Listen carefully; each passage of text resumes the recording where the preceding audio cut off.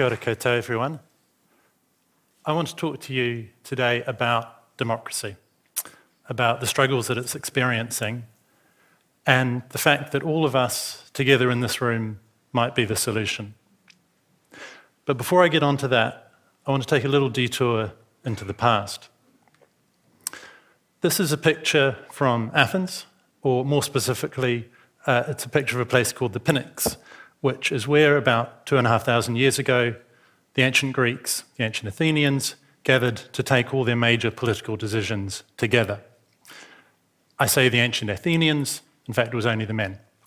Actually, it was only the free resident property-owning men. But with all those failings, it was still a revolutionary idea that ordinary people were capable of dealing with the biggest issues of the time and didn't need to rely on a single, supposedly superior ruler. It was, it was a way of doing things. It was a political system. It was, you could say, a democratic technology appropriate to the time. Fast forward to the 19th century, when democracy was having another flourishing moment. And the democratic technology that they were using then was representative democracy. The idea that you have to elect a bunch of people, gentlemen in the picture here, all gentlemen at the time, of course, you had to elect them to look after your best interests.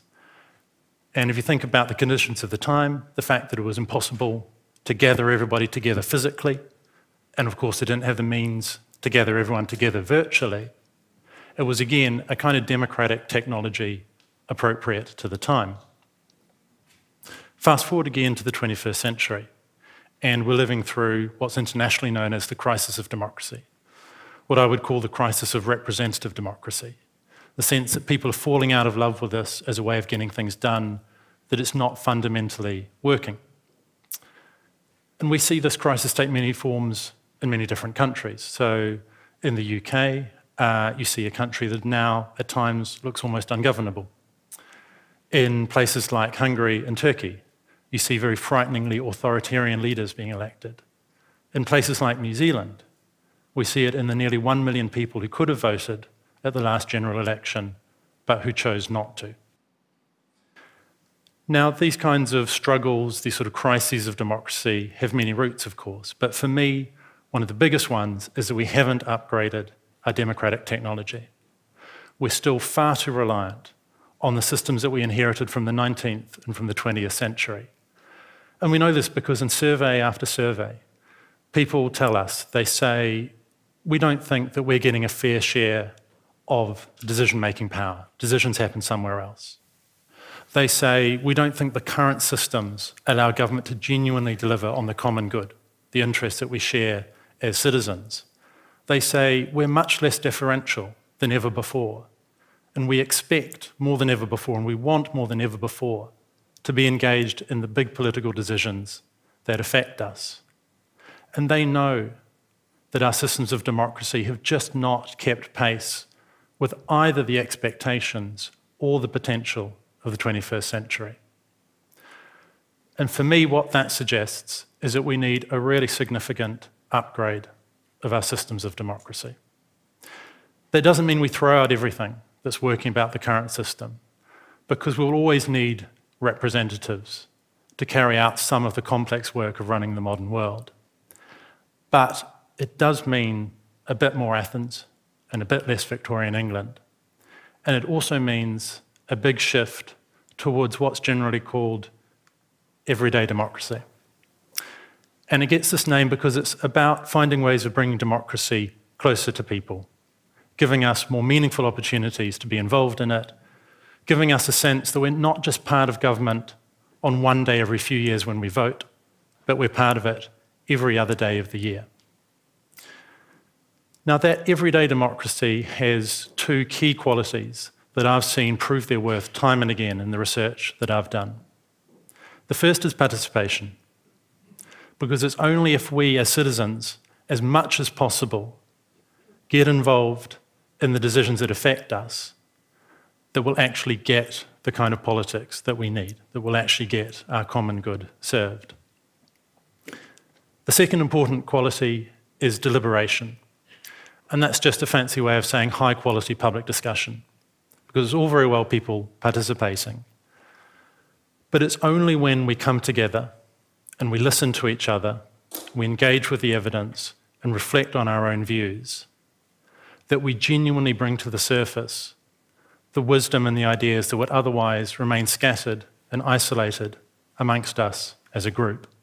It's only then that the crowd really becomes smarter than the individual. So if we ask, well, what could this abstract idea, this everyday democracy actually look like in practice? The great thing is we don't even have to use our imaginations, because these things are already happening in pockets around the world. One of my favourite quotes comes from the science fiction writer William Gibson, who once said, "The future's already here, it's just unevenly spread." So what I want to do is share with you 3 things from this unevenly spread future that I'm really excited about in terms of upgrading the system of democracy that we work with.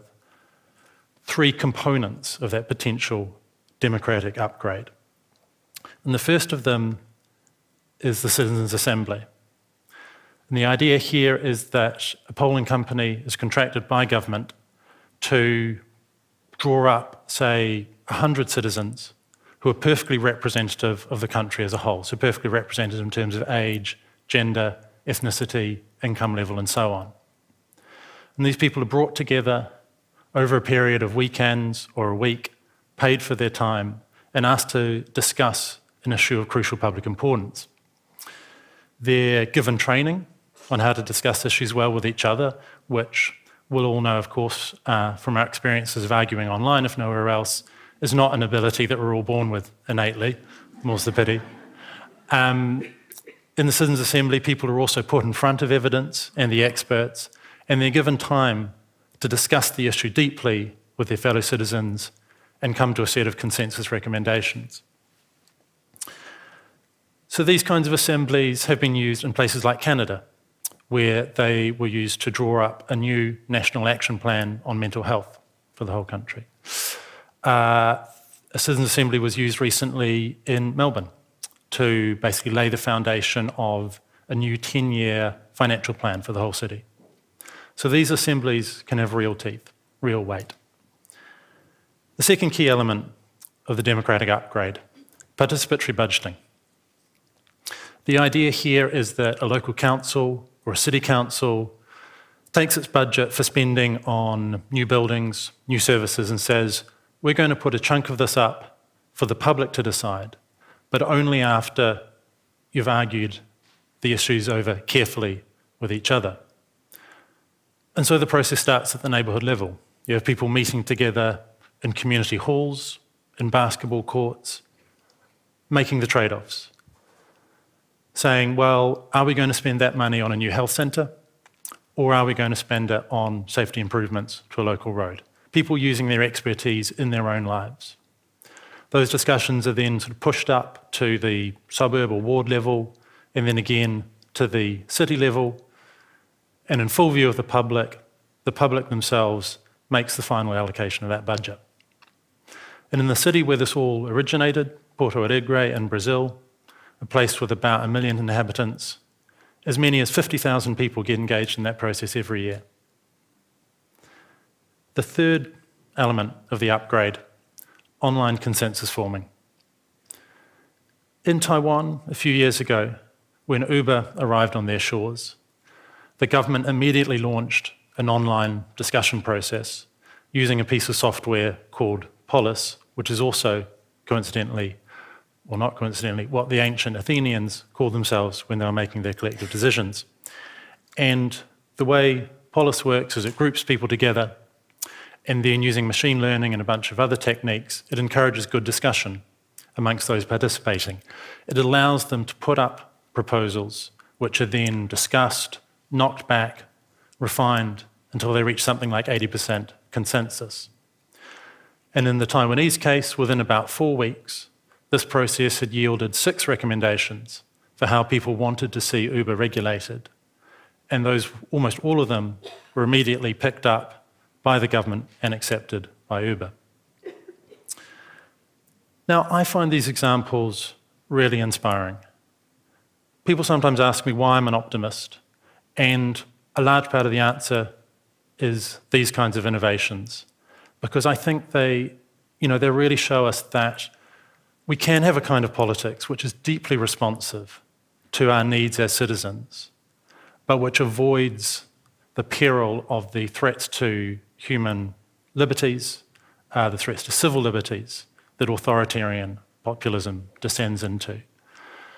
They show us that even though we live in what looks like quite a dark time, there are things that act a bit like emergency lighting, guiding us towards something better. And although these are all ideas from the Western tradition, they can also be combined with, adapted by, Indigenous traditions that also value turn-taking in speech and consensus decision-making. And the thread that binds all these traditions together is essentially a faith in other people, a faith in people's ability to handle difficult decisions, a faith in people's ability to come together and make political decisions intelligently. In the Polis example, we see that government can be agile and nimble in the face of tech disruption.